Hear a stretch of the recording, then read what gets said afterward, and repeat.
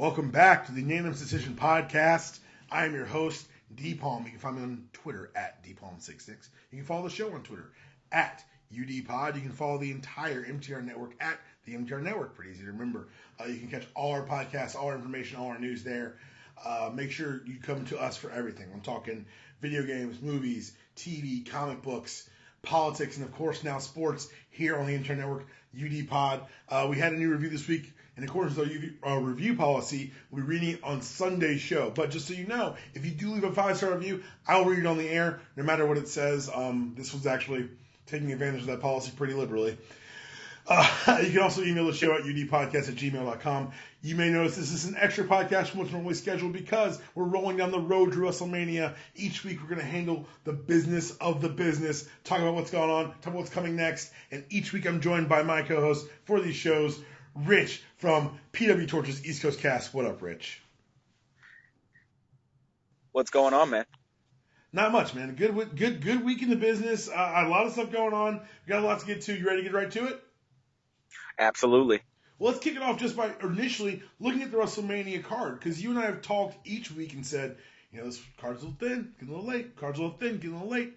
Well, they showed us, didn't they? Because right now we have 11 confirmed matches for the 12-hour extravaganza that is WrestleMania 33. It's not 7 hours. Maybe it is. I think it is 7. I think it's legitimately 7 hours this year. Anyway, WrestleMania Sunburst. Excuse me, I forgot Vince doesn't like us giving numbers anymore. These are the confirmed matches so far. Bray Wyatt will be taking on Randy Orton for the WWE Championship. Goldberg will be defending the Universal Championship against Brock Lesnar. The Undertaker will be taking on Roman Reigns. Chris Jericho will be wrestling Kevin Owens for the U.S. title. John Cena and Nikki Bella will be taking on The Miz and Maryse. Bayley, Charlotte, and Sasha Banks are in a triple threat match for the WWE Raw Women's Championship. There will be something happening for the Women's Championship on SmackDown. They say everyone, it's very amorphously defined, but it's going to happen. We've got Neville versus Austin Aries, a match that could very well steal the show on the 2nd for the WWE Cruiserweight Championship. The Club, Luke Gallows and Carl Anderson will be taking on Enzo Amore and Big Cass and Cesaro and Sheamus for the WWE Raw Tag Team Championships. The Andre the Giant Memorial Battle Royal will be happening again. And Shane McMahon will be taking on AJ Styles. And that's a lot of matches there, Rich. Yeah, that is, you think about all the wrestlers they have on the roster, and that's basically all of them.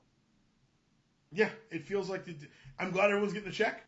I think the armbar, I like that there's no number on the armbar entrance. I think right now we've only got 4 confirmed. Yeah.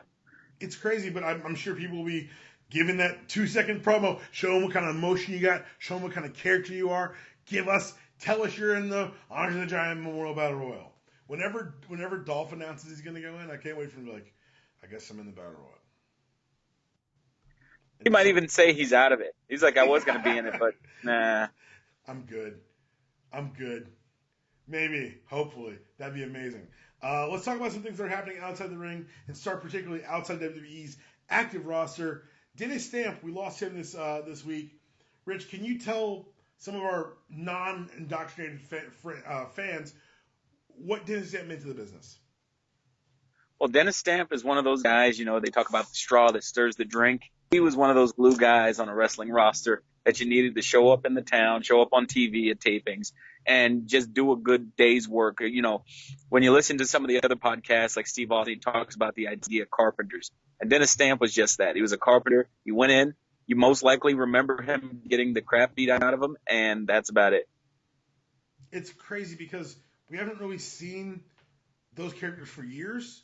And there's been a resurgence, obviously, James Ellsworth becoming a personality. But you're right, it used to be local talent. It's so funny to see current wrestlers who've been that enhancement talent before when they came through a town. Like, there's a match where you can see CM Punk and Corey Graves take on some tag team champions and just do the honors, as they say.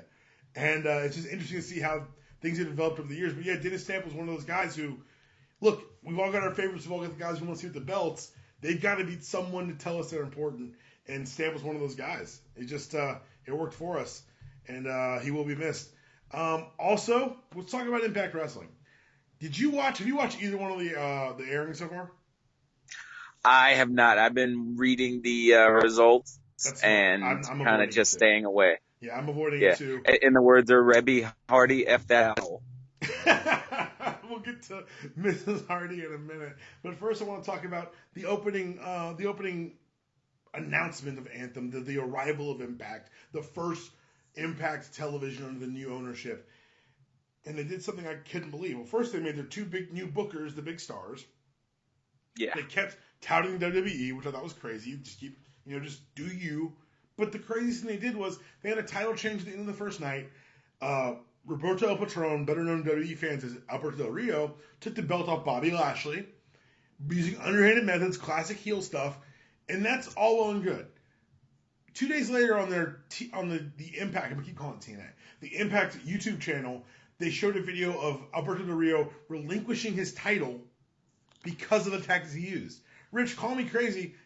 Are there not going to be heels on Impact? Because if you can't cheat to win titles in the first one, they've set a very dangerous precedent that limits the storytelling. Yeah, they in their effort to prove that they're, I guess, holier than thou to the traditional method of booking wrestling, they really have written themselves in a corner for any of their future heels.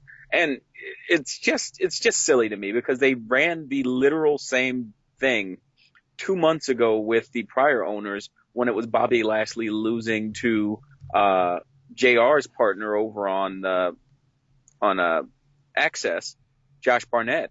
Mm-hmm. And they filmed two versions of the match, one where he lost and kicked out at 3, one where he beat Bobby, and the fans in this arena didn't know which one was going to be the one they went with. So they say it's under new management, but that sounds pretty familiar. It feels like, you can dress it up, but it's still LOLTNA at the end of the day. Yeah. Yeah. Continuing. I mean, look at their video. They showed the video where they highlight all these guys who left. And the one thing I thought that was appropriate that they should have mentioned was all the guys that they put on the roster that they wasted, like CM Punk, like the current greatest Japanese wrestler on the planet, Kazuchika Okada, was a mute assistant to Samoa Joe. I don't see how that's at all racist or problematic booking or misuse of talent. What are you talking about? Oh, speaking of problematic booking, they also had probably at that point in his career, the second or third best wrestler in Japan, Hiroshi Tanahashi, playing basically the role they have now for Aaron Rex, an effeminate, quasi-pansexual character that he had no idea why they gave to him, just because he likes to have his midriff out when he wears his gear. I think it's very interesting that you've seen this much TNA over the years. And it explains a lot, actually. It's why you're a respected wrestling journalist, and I'm an idiot with a podcast. All right, but staying in Anthem, the Hardys, who, as we all know, kind of redefined wrestling this year. What happened was Billy Corgan came in with TNA and said, you know what, give the guys a little freedom, let them do what they want. Matt Hardy, after Jeff broke his leg, decided we're going to do a broken Matt Hardy thing. And the broken universe has taken the world by storm. You go to WWE shows, delete chants are happening. This is a thing. And now that Anthem, as we covered last week, has betrayed the Hardys, let alone for not putting them in that video we mentioned, except for Jeff's mugshot. That's ridiculous. They wrote him off TV using some ridiculous teleporter thing. But now they're telling the Hardys that they can't use the gimmick that they cultivated outside of TNA. They're threatening to sue people who air the gimmick. Rich, this is ridiculous. And even in the carny, backwoods nature of professional wrestling, particularly involving Jeff Jarrett, this is ridiculous. Yeah, it's bad. I mean, it's up there, and, people have basically given up on giving the WWE a hard time about it. But it's similar to the fact that the WWE refused to let Cody Rhodes go by Cody Rhodes, even though the Rhodes name was something that was brought into the WWE by an established wrestler legend, his dad. And he has to go by Cody everywhere. And, TNA is trying to be the little boy or little brother version of the WWE, and they're failing miserably, as always. And so this is just another step in that process. In fact, think about this. On Ring of Honor, they had Bully Ray, who was able to copyright the Bully Ray gimmick while he was in TNA and carry it elsewhere. So you have one person that you're sending a letter to, and another person that you were either too stupid or didn't care because his best friends were in management at the time, that he got to do that under the auspices of the company's knowledge. Well, even crazier is the revelations from Reby Hardy, who had, as they say, the time on Twitter this week, aired all the business out. Guess what? Apparently there was no non-compete for TV in their TNA deals. They could have shown up on WWE television under TNA contracts. Yeah, that's silly. I mean, the level to which that TNA shoots themselves in the foot is astounding. To do this and then have a group like Ring of Honor that you claim you want to be partners with against the big bad WWE, and then you get one of their cable providers to cancel on their pay-per-view, that's not good business. You know what kind of business it is? It's Jarrett business. Yep. And I don't know how I wouldn't let, as I said, I wouldn't let Jeff Jarrett run a lemonade stand. How he keeps getting these positions of power in wrestling companies is beyond me, except for the fact that it's just guys with money who want to own a wrestling company. And Jeff's like, well, you know, the Jarrett name goes a long way. He comes in, brings his friends in, they locust up the whole thing, eat up all the resources, and get out as it crashes. And somehow he's back in the same promotion, and it's lather, rinse, repeat, literally to the point where you pointed out the angle they've already run in the last 8 months. It's crazy to me. I don't get it. But one thing I do get, and I did watch the 50th anniversary ROH show, great show, and a great ending with Christopher Daniels, 45 years old, collecting his very first ever recorded world title. He's been a tag team champion all over the world. He has been doing this in this business for years. It's just a feel-good moment to watch Christopher Daniels on the ROH roster's shoulders. Oh, yeah, it was great to see him. I mean, his transition when him and Kaz went into the whole Ring Generals deal finally gave him a character outside of, and I'm sure we'll get into this in a minute, the whole Bray Wyatt pseudo-mystical, pseudo-occult fallen angel thing he had done years before, and then the nickname kind of stuck, but he really had no tie to it as far as his character went. Right. So once he became the Ring General and they were martini sipping, again, back to TNA, that was one of the few things they did well. That was just amazing. And then you take him now and he's the veteran that's just, I got one more dream and I haven't had it yet, and it's to be a world champion. I haven't done it anywhere else. And in an era where you can look around and look at the Hardys, you have like 58 tag team titles they've won around the earth and space. And this man has never won one. It was awesome to see him do it. And it was awesome to see Frankie as one of the key proponents of him doing it in a pure babyface manner. You're right. That was such a great, and it got me too, because I hadn't been following the story possibly as close as I should have been, but I knew considering to join it with the Bullet Club, I knew it was stacked against the babyface. I knew Cole was going to bump for him, but I also, when Kazarian came out with the belt, I didn't know it was going to happen. And when he tears the shirt off to reveal the shirt underneath, the Destiny shirt underneath, and he throws the belt out of the ring, that was the perfect way to do it, because if he hits Adam Cole, it taints it. Yep. If he lays a hand on the champ, it taints it. It just stopped the interference from happening, showed his appreciation, showed his true loyalties, and ordered out of the ring. And 3 best results ever later. Yeah, I mean, each one just perfect. Chris was the last. It was great, and good. Big up to Christopher Daniels, man. Good for him. We talked earlier about the Neville Austin Aries match, which could very well burn down the house at WrestleMania. Sad news out of the cruiserweight division, as Cedric Alexander will be out 3 to 5 months with an injury. Hate to see it, but I'm glad he's on the big show. I'm glad he's a place where it's not up to him to take care of himself. Think about it. If this happened like a year ago, he'd be out of luck. It's done. It's over. Like, it's really a wrap. And I think that it's probably for the best that it happened here. It's people say, oh, these guys come in, they were scheduled to get hurt. I'm like, they've probably been hurt. This is the time for these indie guys to really get some medical care. And I'm 100% for it. Lucha Underground arrived to Netflix this week because wrestling gods are smiling upon us. Are you a Lucha guy? Are you a Lucha Underground guy? I am. My favorite guy on there is probably most people's favorite. That's Mr. Ciro Miedo himself. Pentagon Jr., or I guess Penta El Ciro Miedo, because he's running into the same issue with AAA, which is basically TNA Mexico edition. Well, I've always watched Lucha Underground very much in bits and pieces because I don't get El Rey Network. But everything I've obviously I loved. I finished the first 3 episodes last night. I'm in. Mm-hmm. Let's do this. First 2 seasons are on Netflix. If you're a wrestling fan, if you're not a wrestling fan, if you're just listening to this because hey, you like the personalities of this podcast, first of all, bless you. Thank you for listening. Second of all, give Lucha Underground a shot. It's not a television show. It's not a wrestling television show. It's a television show about a wrestling promotion. And the difference is, it sounds minor, but it is major in the effect. Can you agree with me and say that it's nothing like anything you see on Mondays?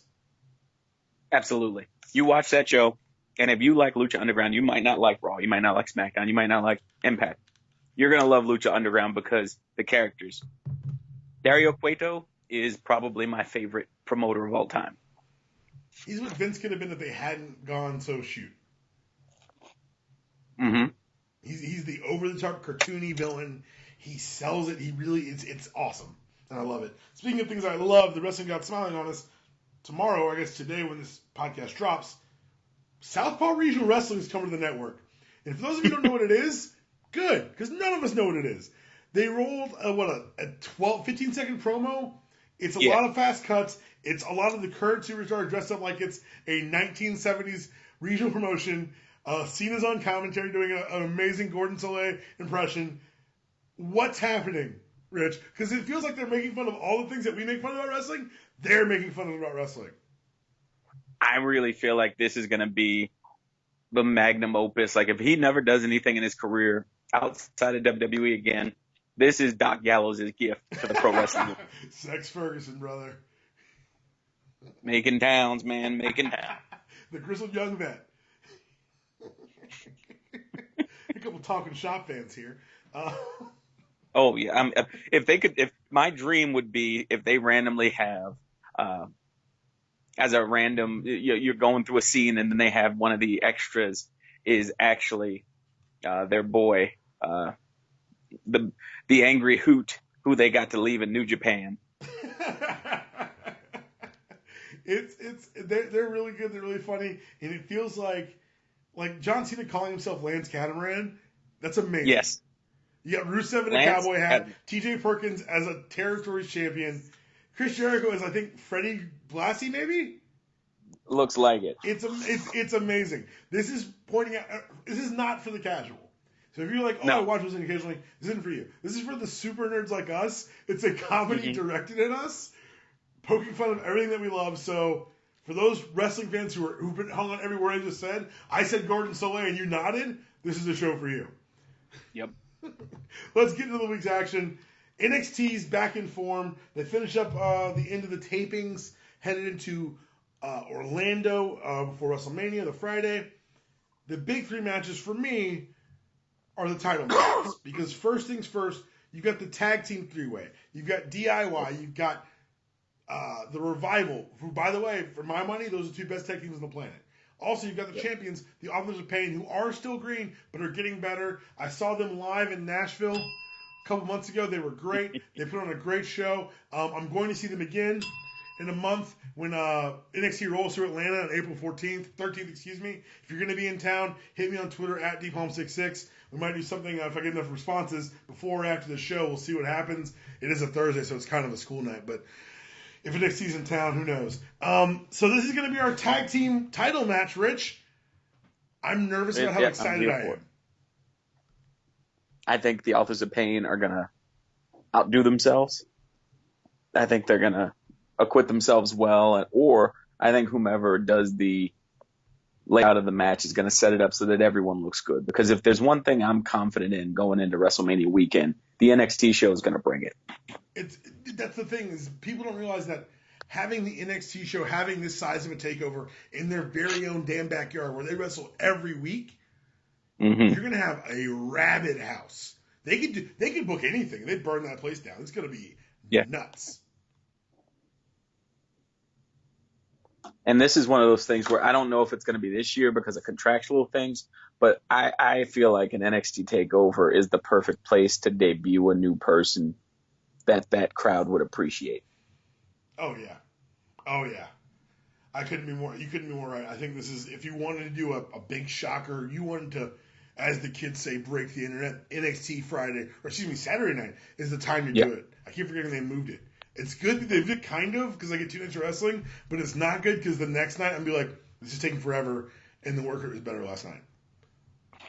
Well, see, okay, get the bell ready. I'm gonna be in my Wrestlemania extravaganza year 2. I'll be there from Thursday to Tuesday, watching all of the indie shows. So I'll see Evolve. I'll see my favorite show I'm going to see that weekend might be Joey Janela's Spring Break at midnight. What because is that? It's based. Okay, it's an indie wrestler from CZW named Joey Janela. He's making his own card, and it is the main event's going to be him versus Marty Jannetty, which has been a match he's tried to get for 5 years. Really? He's having a battle royal with literally anyone that's like a washed-up wrestler that can show up. At some point, if you can bump, get in the ring. Exactly. And then he's advertising it in a way where he's trying to be deadly serious, but he has the tongue firmly in cheek. Like, Earl Hebner will show up to run in as the run-in ref because he can't afford him as a regular ref. This is gonna be pretty good. Are you gonna make the ROH or NXT call? I am not, because I'm actually going to be going to the WWN is having their Evolve versus Progress Super Show. So I'm going to be at that show instead, watching all of the finest British wrestlers take on the finest independent American wrestlers while William Regal says excellent and twiddles his fingers. And Friday I'll be going to the Hall of Fame. The only thing I actually won't go to throughout the entire thing and be in attendance for is WrestleMania. And that was the decision I made once I saw my little golden Japanese ninja wasn't going to be there. That was my act of protest. Mr. Nakamura. We don't know that yet. That's the thing. That's the other thing is, because you're in Orlando, you could do an NXT surprise at Mania. You could. This is the one city you could do it in. Yeah. And if they did it, so help me, I would cry real tears if I couldn't see Nakamura's WrestleMania debut. Oh, you know what? I'll bring a new bell if that happens. I will be so happy. You not getting to go put me over somehow. Oh man, I don't know, man. Yes, my fingers are crossed for that. I don't know if it happens. One of the other big matches in NXT's card is Asuka versus Ember Moon. They're doing a great thing with Asuka where they're doing they're tying the build to Goldberg's streak. They're doing this undefeatable thing. You saw the video where she's working house show loop with the SmackDown crew. No, sorry if no one knew that. Go to SmackDown house show. You'll see Asuka. The video where she says that, that's the Women's Revolution. I might show up. Like, it feels like they're going to bring Asuka to the main roster with this belt. A buddy of mine on Twitter took a picture of her by the pool and said she looks like the mob wife whose husband is in a coma and she's just spending his money. And she's the cat that swallowed the canary right now. She's beating everyone on the roster, with the exception of Nikki Cross and 101 and Ember Moon. So if she smokes Ember and just shows up on SmackDown, I think she's earned the right to say, you guys can have this. I'm done here. There are other worlds than these. Well, it's not unprecedented because when Paige got the call up, she was NXT champ and she just acquiesced the belt. Yep. I'll tell you what you could do, and I know there have been rumblings about this, and so maybe I'm spoiling myself, but there's been talk of women's tournament in the same vein as the CWC. Oh my God, that's genius. Oh wow. If she's like, yeah, I'm done with this, and they're like, okay, we got 64 women with 32 women. Let's go, ladies. And if they did that and had Io Shirai or Kairi Hojo, fast track some of these signings, bruh. I mean, okay. And for those of you who don't know, if you look up Io Shirai or look up Kairi Hojo. She's got the single greatest elbow in the history of professional wrestling. Word to Randy Savage. It's the potential for something great here. Wrestling's been very good to us these first 3 months of the year, and it could get a whole lot better soon. The main event scene's set now. It's going to be Nakamura and Rude. I think it's Nakamura's swan song to NXT. He's done great work here, but I think it's time for him to move on to bluer pastures, if I have my druthers. I do want to talk to you about the booking of Cassius Ohno from this past week. You bring him back in, you give him the promo package, you give him the run-in a couple weeks ago, you give him the interview with whichever nondescript interviewer they've got now. I apologize if that was rude, but they seem to rotate those young ladies very quickly. It wasn't Dasha. That's all. It wasn't Dasha. I'd have said Dasha was Dasha. It just seems weird that to give all this babyface fire to someone who you're just going to feed to Rude in one match. Well, okay. I was thinking about this because, spoiler alert, we have we have discussion points we want to try to talk about before this. I was driving in my car while we were getting things started with the first half of this, and it hit me. You know who else had that happen to him literally a year to the day? Eric Young. Ooh. And then they let him disappear for a little bit, and they gave him the monster push with a stable and an ethos and the WWEization of Eric Young. So I was nervous when you first mentioned it, but now I'm kind of excited because I want to see where they go with Chris Hero 3.0. Did you give him his name back? I would hope so. That would be the first step for me. If you say, okay, listen, this Ohno stuff. Cassius Ohno can't get it done in NXT.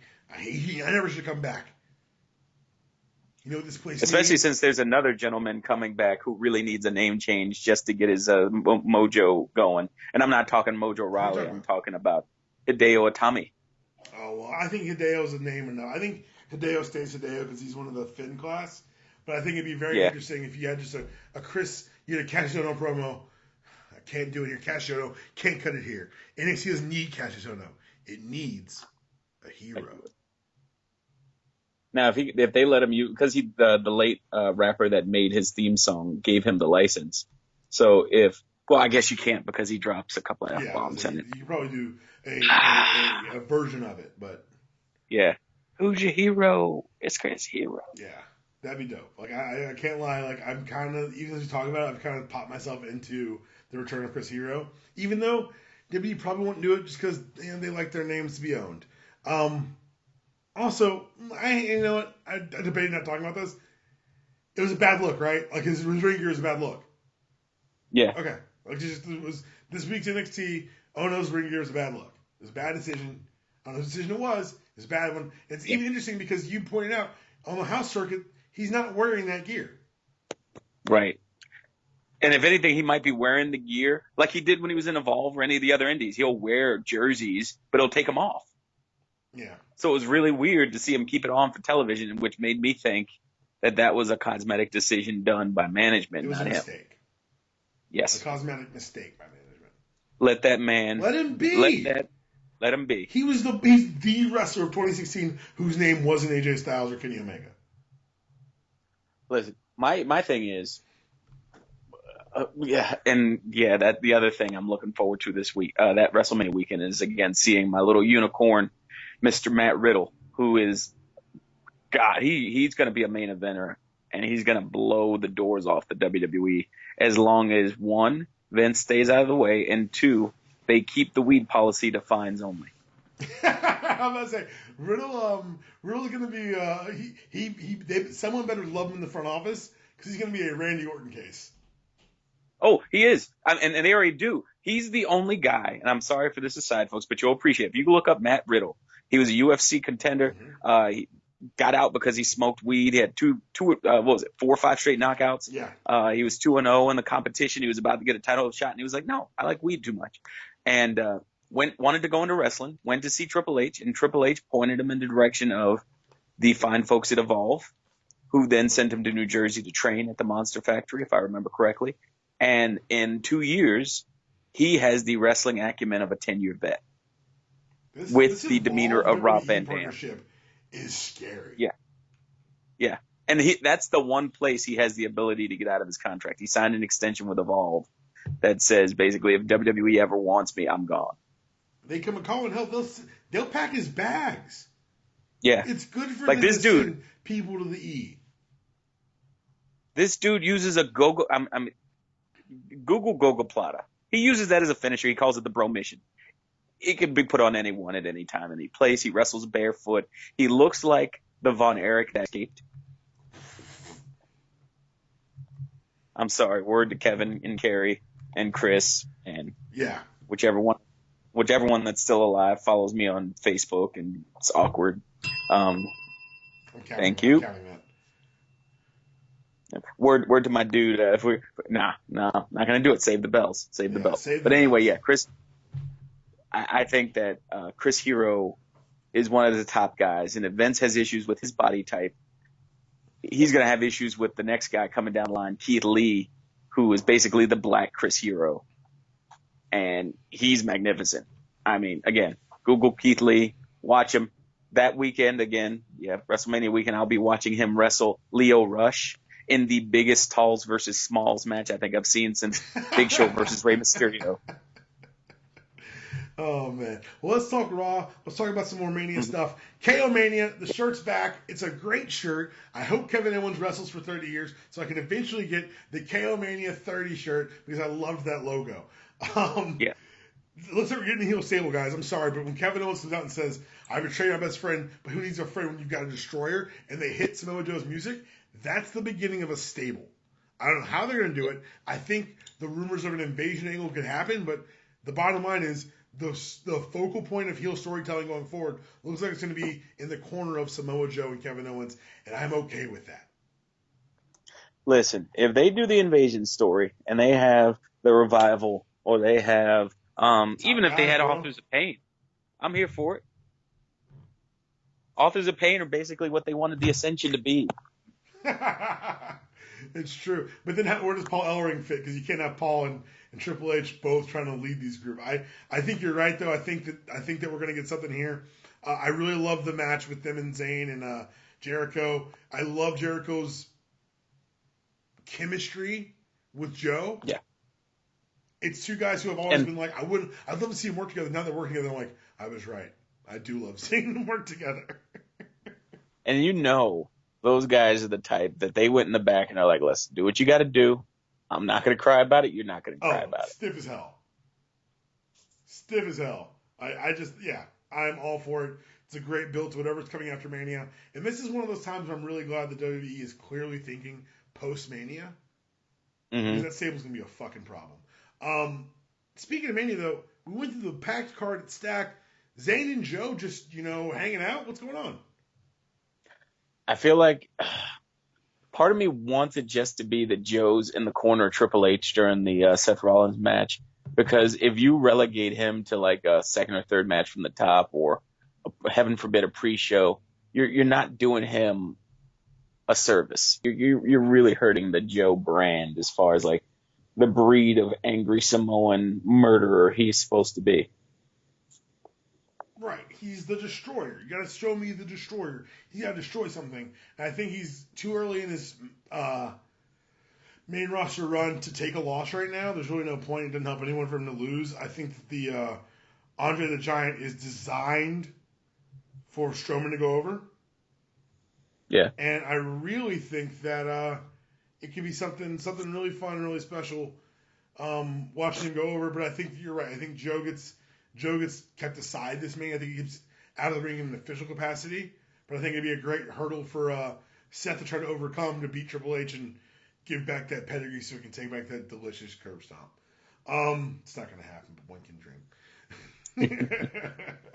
All right. It's amazing when you think about it with Triple H. He's going to have the greatest evolution of background bodyguards in the history of professional wrestling. Oh, yeah. You have Chyna. You have Batista. You had Kevin Nash for a little bit. You had Rick Rude.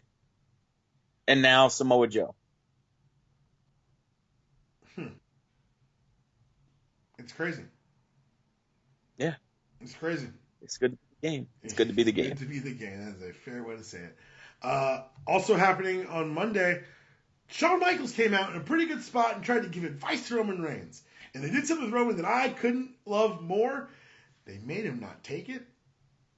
I'm interested. Yeah. I'm in. Is it just me, or did Roman Reigns get a whole lot more interesting? He did. And, I like the line of, I appreciate the advice, but he retired you, and I'm going to retire him. That's what you need, because now, like, it's an interesting energy he's injected the whole event with, because, yeah, the fans, because they're assholes, they want to boo Roman, and I get it, whatever. I'm not going to have that argument right now. They want to boo Roman. It's hard to boo Roman when he's doing this. Yeah. The only way you can make sure he gets booed is to juxtapose him with The Undertaker. But this is the booking we've always wanted from Roman. But I think you've got to really... I would love just a fire promo out of him next week. You fans, you boo me when I win. You boo me when I go after the Taker. You know what I'm going to do? I'm going to make you boo forever. I'm going to cripple that old man. I want him to go, not heel, just like, you want a message to be sent?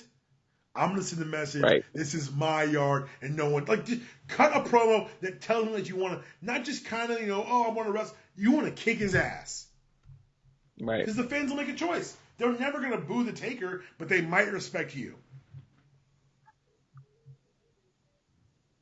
And that's the choice he has to make. And, I think in a perfect world, because I don't want to fantasy book too far, because then we'll get our hopes up.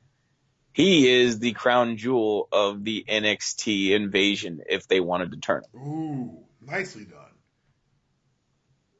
Because he could be the one that wears the suits while Triple H is, being the executive. And he could be the one that, is saying things off to the side. If he was like, it would be a shame if Joe had to show up. I really don't want to bring him into this room, but hey, you made the choice, not me.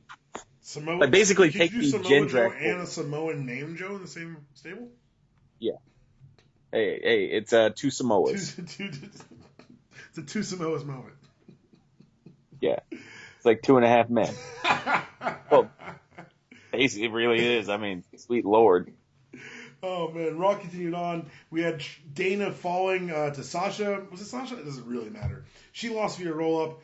Charlotte and Dana had the blow-up that I thought had already happened, but I talked to Rich before the show. They did it, but they kind of used that to swerve Sasha, apparently. I'd forgotten about that. Yeah. But now they're doing this breakup, this Dana book face turn Tuesday Mania because... Why? They ran out of things, and it's also sad because the other issue we haven't talked about is, and it ties in, and it's something that annoyed me, and I talked about it a little bit on the East Coast cast, and I wanted to talk about it tonight. The body shaming of a lot of wrestlers. We talked about it with NXT level, unfortunately, but also with the WWE. Dana Brooke lost probably somewhere between 15 and 25 pounds for the Arnold Classic, which was 8 days ago. She is now back to her original weight as of Monday. The amount of dieting and metabolism craziness she had to do to herself to finish 14 out of 15 and not even get a lick of promo time on WWE television about her competing for them. And then to put her in this angle and to basically shoot her from angles to show her, her skin's folded a little bit. And it's just Kevin Dunn. I don't like the way he frames things when you're a lesser than in terms of a character on the show. Yeah, I see what you're saying. He has a very specific lens in that he can only focus on one thing at a time. One of the best things about the Attitude Era was, not to get all old man screams at cloud, but was that all the stories kind of felt like they worked together. It always felt like one larger story moving together as one larger organism. The broken up parts, the focus on one or two characters, that's what was wrong with WCW's main event booking. And it feels like we're getting the worst of that in a lot of more phases here in the WWE now. You're right. I'm afraid, I hope Dana, because, every year after Mania there's a round of cuts. Yeah. I hope Dana survives. Yeah, especially because now that Emma's getting back together. Her and Emma are together. They were so good. Let Dana pat her interviews on the head again. I miss the NXT head pats. I don't know. Anyway, the tag team scene continues to shape up on Raw. Looks like we're going to get a three-way tag team match for the belts. The Club, Cesaro and Sheamus, and Enzo and Cass. But aren't we going to see a better version of this match the night before? Yes. Unequivocally, yes. Oh, yeah. Certified G bona fide stud can't do anything against DIY. And it's so funny that It, they're the weak link in this match because Cesaro and Sheamus have turned into a really, really fun tag team. They hit mm-hmm. that white noise Here, combo spot on Monday night. I really enjoyed. At the same time, yeah, man, you're right. and I enjoy from even a little, and I know this is the type of stuff Cesaro pays attention to because he's that sort of professional. The fact that they now can come out to the combination of Sheamus's, well, first starts with Cesaro's siren and then going Sheamus's faux bala, white noise, brilliant spotlight, and they share it together. Like that literal sharing the spotlight. These two are a tag team. Like that sort of move is like right out of a buddy cop comedy where you go back to back and you just spin around for a little bit. And then you start adding tag team finishers. Yeah. I just need the, whatever's left, the TJ Hart to show up and be their like manager / mascot. And they can do that forever. Just drop some fact bombs. Yeah. Come on here, drop some facts. I got a question for you. Is Sheamus' music the best in the main roster right now? Yes. Okay. I didn't know it was just me. I just felt like I should ask someone else who wasn't me. That's good. I'm glad we're there now. No, yeah. I mean, I'm a big Black Sails fan, so as soon as I heard his music change over, they actually did it in Pittsburgh when they first formed the League of Nations. I was like, I'm in. This music, I'm in. Well, I'm in on this. I'm in on these teams. I'm not necessarily in on this match. It feels like we're getting a watered down version of the NXT match, but we'll see what happens. Appears that Shaq and Show is completely off because Big Show announced he'll be entering the Andre the Giant Battle Royal. Hopefully, we can get a moment between him and Braun again because that was a great main event a couple weeks ago. I did want to ask you about Big Show retiring February 2018 and where the hell this leaves. How will history remember Paul White? I think he's one of the most athletic big men the wrestling industry has seen. For all of the jokes people have about him and his feud with, say, the Big Boss Man, they don't remember the guy I saw in 96, 97, jumping off the top rope and drop kicking dudes. And he definitely changed the game for big men. Him, Kane, Undertaker, those guys are mutants. You shouldn't be able to do what you do with those sizes and do it for as long as all three of them have. So I think the world of wrestling is a better place for him. And while he suffered from Lex Luger syndrome with multiple turns, I think he was always willing to be a company guy and do whatever they wanted. And that sort of flexibility is something that is appreciated, at least by me as a fan. Yeah, it should be valued, I think. I couldn't agree more. I think that you're right. People who just know him as the Big Show never saw him as the Giant. Hitting standing drop kicks. There was talk that in the power plant he could hit a moonsault from the top rope. They just never let him do it in the ring because it made no sense for a Giant to do a moonsault, which that's a great. By the way, that's good old school booking. That's smart. But Yep. I think you're right. I think that he goes down as he's a definitive first ballot Hall of Famer. First time he's eligible, he should be in. Before we move on too far, after our notes came out, but before we talked, they announced that Cena's gonna intro Angle. Here for it. I mean, You okay with that? I'm fine with it because that is the guy who started his career. In fact, in my mind, if they're going to do a Kurt Angle, if they get the green light health-wise and they do like a Kurt Angle retirement tour, that's a far better version of what he did in TNA. It ends with him versus John Cena at WrestleMania or maybe Royal Rumble 2018. Yeah, I can see both those things happening. I really like that too.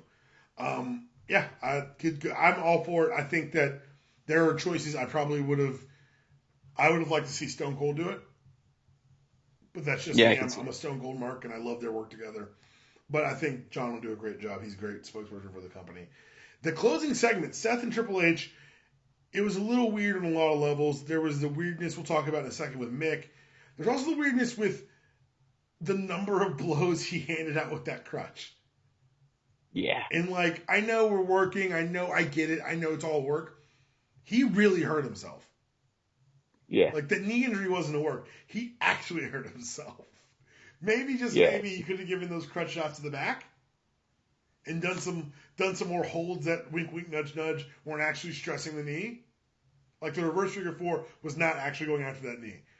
The crutch shots to the leg were going into the surrounding tissue of the knee. I didn't like it. How did it make you feel to watch that whole thing happen? I am not a fan of it. I'm not a fan of it because I get that they're trying to work it and maybe he's healthier than people let on, yada Yeah, he's yada. clearly healthier But than we think, but he's not that healthy. you're tempting fate. Yeah. Like this is like Triple H tearing his quad and then someone putting the boots to him and putting him in a reverse crab. Wait, that happened. He asked for that. Fine, He asked for Triple the H. walls. He asked for that. He did. He did. Triple H is a Crap. game. Yeah. He's a tough dude. I'll give him that. But yeah, overall, I didn't like it because you're tempting fate. I mean, you already know that he got tweaked, getting put in the coquina clutch. You're one bad aim away from messing up his PCL, and then what are you gonna do? Yeah, I don't know. It felt weird to me. It felt too much. And then the mix stuff, I didn't like that. No, I didn't like the fact he mentioned the kids. I don't like the fact that he's talking about beating them with his hip. I don't like the fact that Triple H's career, for the most part, was built off of giving him the concussions that led to Mick not remembering where he is town-wise. It felt, and I know we talk about wrestling because we like the storylines and we like it when they toe that line. We're going to talk about something in a second where they're very well towing the line, but didn't feel as icky. But I think it was partially because Mick couldn't fire back. Right, as always. The power dynamic Stephanie's is so weird because when Triple H is working you, when he's cutting a promo on you, he is the boss. Yeah. I'll have your kid fired isn't a fun thing to say to someone. Right. He's like, oh, and it isn't even something like people knew that. It's like your kid is at home or your kid is in Stanford He said working Dewey for because us. he remembers the Kane Dewey promo. Like, I don't know. It all felt weird. It made me feel super old because of the Dewey thing. Yeah. But yeah, I didn't love it. The hip thing I was fine with because physical violence is what you should be threatening people with. Not like, Noel really wants to be a wrestler, a star here. Like, wait a second. That's creepy and mean. Yeah. I don't know. And Noelle, I mean, looking at her biggest issue is choosing that clown as a literally clown. Look it up, her boyfriend, as her, spouse of choice. As far as, if she didn't go to the WWE, and that's the thing with these storylines. If you're gonna play it up that say, hey, she's not gonna get into this dream gig, she'll get in somewhere because she's a beautiful young woman. And her last name is Foley. And you're cutting your nose off to spite your face. Yeah. It just felt weird. Let's go to SmackDown Live where the build continued for WrestleMania. AJ versus Shane was kind of the overarching storyline of the show. They did everything they could to make us feel and get excited for this match. Rich, are you excited for this match? I was until they showed the super secret angle inside the car. I didn't see that. Oh, yeah. So you saw the AJ Shane brawl, right?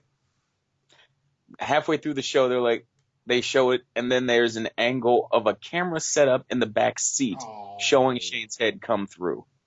Look, I get that. And I put a message out like, oh, go ahead. I get that on a lot of levels. This is an honor to have the boss say, I want you to work my son. I know you're going to be safe. I know it's going to be a great show. He's going to bump like crazy for you. That's an honor. It's objectively an honor. He had the Taker do it last year. Tells you just how highly they think of AJ. You're squandering the best wrestler on the planet. We don't know how many WrestleManias he's got, and we're using one on Shane. Yeah. We're using one on Shane. We wasted 3 months on Ellsworth. Yeah. I did like the work of, I don't know if he's still there now, but earlier this week, AJ Styles had been moved to the alumni section of WWE.com. Which was interesting. I thought it was funny. It was well done. They hadn't done that really since Cena got Ryback, Ziggler, and Eric Rowan fired a couple years ago. In the Survivor Series that brought Sting to the WWE, which is my favorite Survivor Series because I'm a Sting mark. But yeah, I don't know. I don't like it. I don't like the build. I think it's a waste of AJ. I'm sure they'll put on a hell of a show. Shane's not going to go out there and underperform. I know that. AJ's a consummate showman, a consummate entertainer, a consummate professional. He's going to do his job. He's going to do it well. But particularly if the post-Mania rumors are true about trades and AJ ends up on Raw, this is a hell of a way to leave SmackDown, man. I don't like it. Yeah. I don't like it one bit. I agree. Speaking of, not speaking of it all, that was clearly a work. Because like you said, there was cameras on the inside of the car that I missed. Clearly a work. We'll go now Yeah, to imagine a world. Think about the barbershop. I actually had to watch that on YouTube last night or 2 nights ago just to remind myself. Imagine watching the barbershop famed interview with Shawn Michaels and Marty Jannetty, and they cut to a reverse angle of Marty getting his head thrown through it. it makes no sense. But let's get away None. from something that's clearly a work to something that's Yeah. towing that line again. We talked about the line in Raw, and I didn't like it. The line where I did like it, this Cena, Nikki, Maryse, Miz thing, the secret weapon in this feud is Maryse because she has those receipts. Because as people who follow Dirt Sheets might know, and I learned later because I wasn't watching when this happened, the Bella Twins really did blackball a bunch of young ladies for coming back. Yep. That's crazy. And it's funny because it was without John's influence. It was just they didn't want these ladies coming back, and Maryse was one of them. And so Maryse started a line of lingerie that then failed and came on back. Well, it's crazy that she's been back only a little less than a year, the night after Mania last year. Yeah. She's revitalized the Miz's career. They're giving us this great build to this great match. You think she can work? Because I know Nikki can work. I know clearly John and Miz can work. Is Maryse going to be the weak link? Because she's been the strongest part of the promos. She's probably going to be the instigator. She's going to be the one that gets the heat, gets out of the ring, takes the powder, tags in Miz. Because on her best day as Divas champion, she was not known for her work. She was known for the way she would retain by chicanery. Okay, so we're looking at like the pop when Nikki finally gets her hands on her. Yeah. It's going to be good. Okay, that's fair. I'm still here for that match. A match that I'm a little lukewarm on. This women's division shuffle, when we covered the matches earlier, we noted it was kind of amorphously defined. Look, anyone can win at Mania. Anyone can technically show up at Mania. Naomi's injury really kind of derailed this program. Are you in any way charged up for this? Only way I'd be charged up is if, because of the rule that they said anyone on SmackDown roster, Asuka's like a sneaky favorite to sneak in and become the final member of the squad that she has to take out. That'd be pretty good. I'd watch that. I really would watch that. Yeah. Main event this week was American Alpha versus the Usos. Usos went over. I still love the Usos' work. It looks like they're kind of defining themselves a bit better between Gimmie and Jay. I still don't know which one is which, but one's clearly bigger than the other one. And they're using that kind of define their movesets now. I'm glad that they're doing that, making it a little bit easier to differentiate them. But does putting a match last make you care about the tag team division? No. Okay. Especially when they were an afterthought. Dude, when you run the Shane angle after this match, why would I care about this match? Right. You're the yada yada. You don't want to be the yada yada. You're the also on the card, also appearing. Yes. And that's what the tag division has been relegated to. And I hope that a shot in the arm DIY can really free this up. Let's close this out. Talk about SmackDown Live. Bray Wyatt's crazy. I knew we knew Bray Wyatt was crazy, but Bray Wyatt's crazy. And what's crazy to me is if he hadn't done what he did this week, he's probably the baby going into to WrestleMania, right? Absolutely. I mean, this dude's putting him on blackface and saying he's the devil and the spawn of the devil, approved his devilness, and now I'm going to get you. And I was like, wait, I thought you were the one that got hurt. You were despondent last week to the point where you were throwing yourself prostrate on the floor and slamming yourself. He was flaring, man. He was going full flare. You never go full flare. If he was going to drop an elbow on his jacket, I knew it was over. And now Randy's, I guess, he's deactivated that pain, and Sister Abigail's given him level 8 spooky.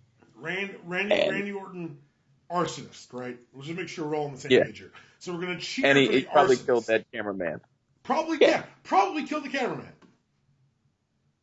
And that's the other thing, too, when we think about this. Yeah, Randy Orton rescinded his Royal Rumble, burns a man's house down, and Daniel Bryan says, hey, man, I like the cut of your jib. You should get your title match back.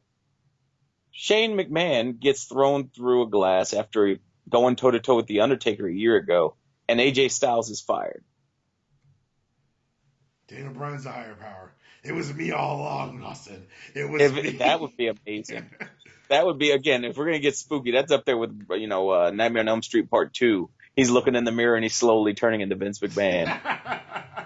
You know the rumor that was Christopher Daniels supposed to be the higher power? Wow. That would have been good. Vince said he was too short. It would have been perfect. You put lifts in everyone's boots. Just put them in lifts. Right. What are we doing? Anyway. The biggest thing that happened in wrestling was the fact that Vince McMahon was born 6'3". That's his line now. You ain't 6'3", you can't be a champion. Damn it. Which reminds me, why can't Big E get a shot then? Okay, look. The reason Big E's may not get a shot, I think he should. I think he might. Mm-hmm. I think that they're gonna ride this New Day thing. This gimmick's not going away. No. They go into the Hall of Fame as the New Day. And by the way, Basically. They are Hall of Famers. I think they're one of the people on the roster who will make the Hall of Fame, and none of them will ever hold the big belt. Kofi needs to get an Intercontinental. I'm sorry, not Kofi. Xavier needs to win the Intercontinental title. I think Xavier won a solo belt. Yeah. But I think you're right. I think that this is a group that it maybe 2 years ago, if you said Big E getting that push eventually, I'd probably roll with it.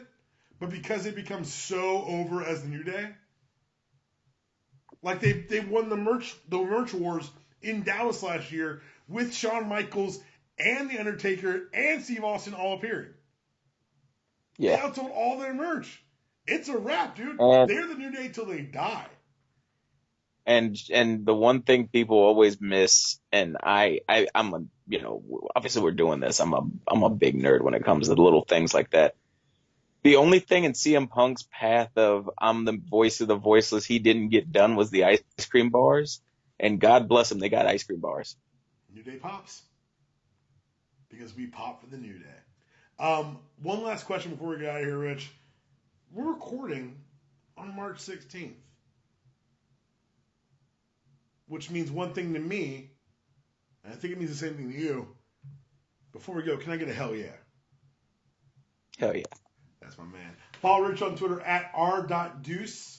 You can catch him at PW Torches East Coast Cast. I am your host, DPalm. Follow me on Twitter at DPalm66. Follow the show on Twitter at UDPod. We'll be back on Monday in your ear holes with another recap of the week in sports. The best thing about March Madness, never forget, is that college wrestling happens at the same time. I'm going to go watch the rest of night one. Second rounds are wrapping up right now. That was your show. This is your outro. See you next week. Oh, hell yeah.